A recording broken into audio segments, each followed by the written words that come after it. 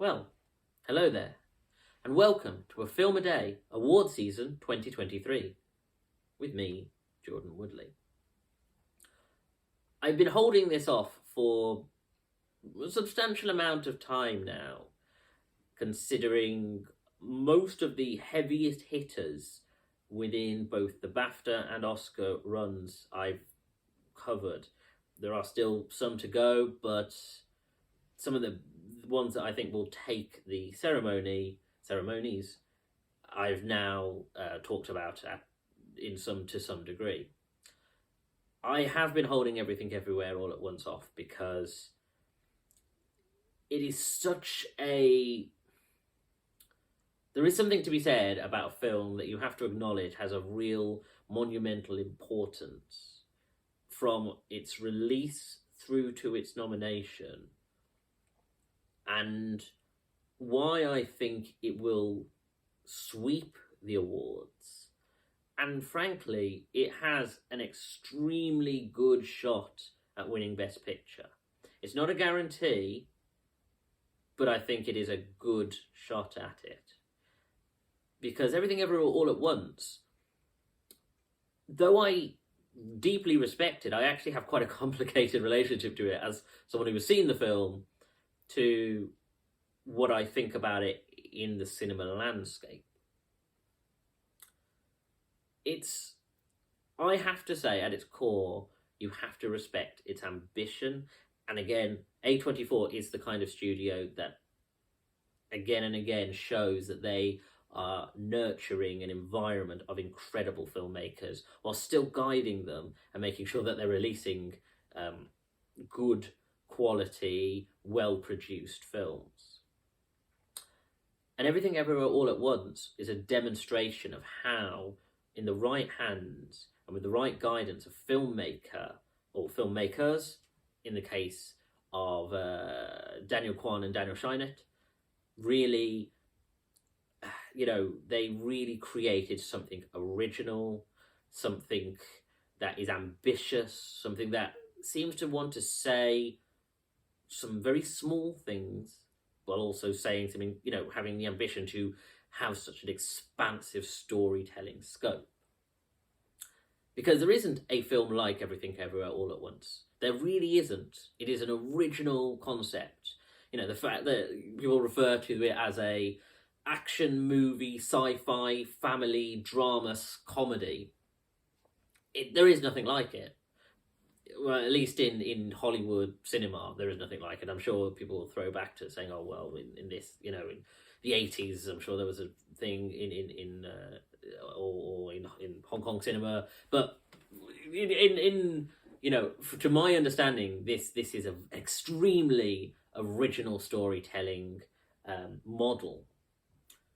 That being said, and the honest truth is, as someone who my experience in the cinema, I came out of the cinema thinking that was okay, acceptable. Nothing. It didn't. Though everyone around me, most of the people I talked to, said it blew them away. That there was so much ambition to it. I felt perfectly fine. I thought it was an interesting film, but I didn't think it shook me in the way that I think it has a lot of people. And that's fine, because that is the nature of cinema. The nature of cinema is that, subjectivism is the core, that you watch a film and someone will absolutely fall in love, burst into tears, be full of rage, whatever. And some people will leave not feeling much at all, thinking, "Oh, well, I had a nice time." That being said, and with almost a year, well, at least half a year, if not almost a year, since having seen it, I have to respect its existence. Its sheer existence and its place in cinema history is extremely important. Not just because it's all of these different genres, and not because it's sort of original, but the fact that, at its core, you have this representation which isn't traditionally shown on screen. And that has to be acknowledged, and that has to be respected. The fact that you have actors like Ke Huy Quan, who frankly hasn't been seen in cinema for most of his career since he was a child, coming back and giving this extraordinary performance. I mean, I it's very hard not to say, well, Michelle Yeoh and Jamie Lee Curtis just brought the powerhouses that we knew they were. But frankly, you get this diverse cast representing an Asian family and making it essentially a bilingual picture, and yet it's relatable to people on a really substantial level. That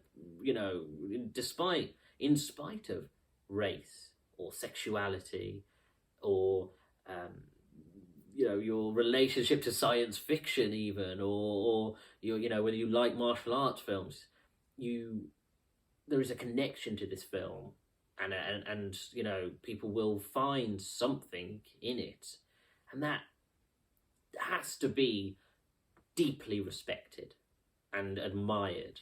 And I do think it's going to be important. And I've said in 2 previous videos, and you'll have to go through them to find those videos, but I have said there are 3 films that I believe are the front runners for Best Picture. And this is the 3rd of those 3 films that that I will have referenced. And I think it's a really strong chance. Unfortunately, due to the nature of the awards and the nature of voting, it's not guaranteed. Even if it's the most loved picture, it's not guaranteed to win. But it has a very good shot. And I just think I want to see films like this. I would rather see ambitious films that are a bit messy. It's not a perfect film from a storytelling point of view, from a cinematography point of view. It's not perfect. It is messy in places, but it is ambitious. And I'd rather see 100 ambitious films that fail, that really have the heart of creators trying to tell interesting stories that they absolutely believe in, than cynical films or studio films or films that think they want to say something but aren't really saying anything at all, because there's not the sincerity in it. This is a sincerely told story, and consequently it feels like it has heart, and it feels like it means what it's trying to say. And I think that I'd rather see that done 100 times, even if you end up with 90% being failures because of just like the fact that this is a ship in a bottle type of event. But I honestly think that hopefully this is the sign of that kind of relationship with cinema. Then again, that being said, we could end up with 100 cynical imitations of this. Who's to say? But I have to acknowledge how important this is. I have to acknowledge that this will, even if it doesn't get the Best Picture, it will sweep so many of the other awards that it's hard to really encompass exactly how well it's going to do in either the BAFTAs or the Oscars. But I will come back to that once I do the retrospectives. Anyway, thank you for joining me. See you next time.